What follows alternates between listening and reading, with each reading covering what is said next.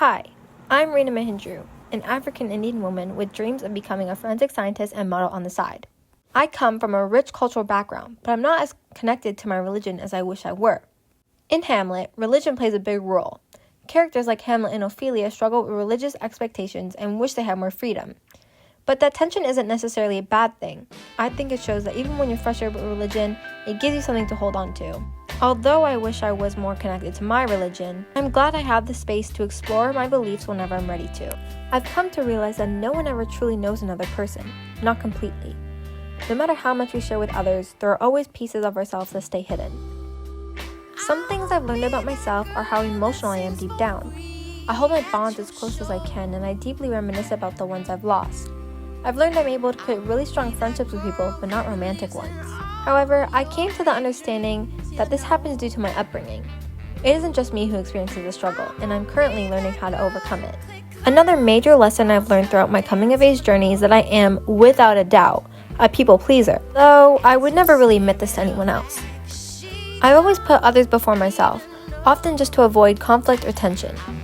I realize I'd rather see everyone else happy, even if it means hurting myself in the process.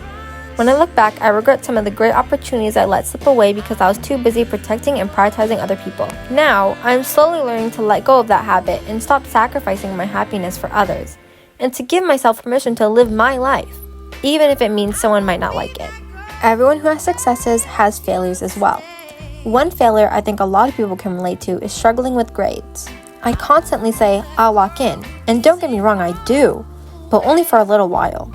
I think me saying that is a form of reassurance to myself, that it's okay to watch one more episode of this show, or that it's okay to stay longer at my friend's house.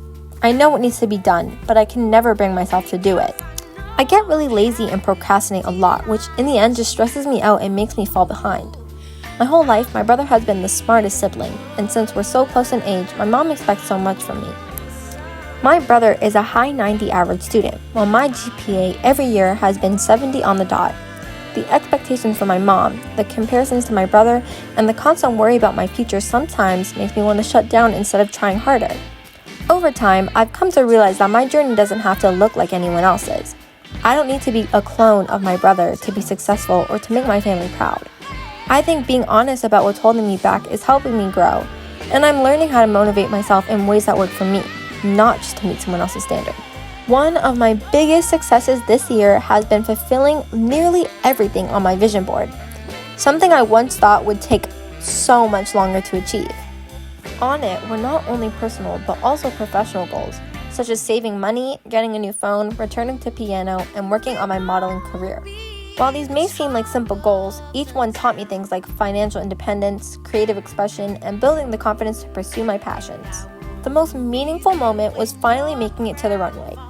Walking that runway was a moment of complete self-actualization. It's something I used to fantasize about, but never truly believed it would happen so soon. That entire journey brought me out of my shell in ways I didn't expect. I used to be really shy when it came to meeting new people out of fear of judgment, but now I feel more grounded in who I am and what I want. I learned that I am capable of turning my visions into reality, and that has been the largest step forward towards my self-actualization journey. Unlike Sete and Hamlet, whose paths are heavily shaped by trauma or fate, I feel like I have the freedom to make my own choices. My mom has always given me advice and guidance, but she trusts me enough to make my own decisions and learn from them, even when I make mistakes. I'm really grateful for this, especially as a teenager, because it has taught me independence and responsibility. I hate the feeling of being tied down or to follow a path that doesn't feel like mine, and I hate relying on others. So being able to explore my own without too much pressure has allowed me to discover what I want in life and what makes me happy. Of course, there are moments when outside things like school expectations impact me, but I still feel like I have the final say in who I become. Overall, I feel like a character that I relate to the most out of all the ones we explored is Denver, from Beloved by Toni Morrison. This is because of generational trauma. Before I was born, my family had gone through severe abuse, and they all currently suffer the consequences of it. Consequences such as depression, anxiety, and PTSD. I would never self-diagnose. However, the feeling of their pain has passed down onto me, allowing me to relate to Denver. This is because Denver experiences generational trauma passed down from her mom, Sete. That's all for me. Raina Mahindru, 2025, signing out. Sipping fake lean, it goes straight to your belly.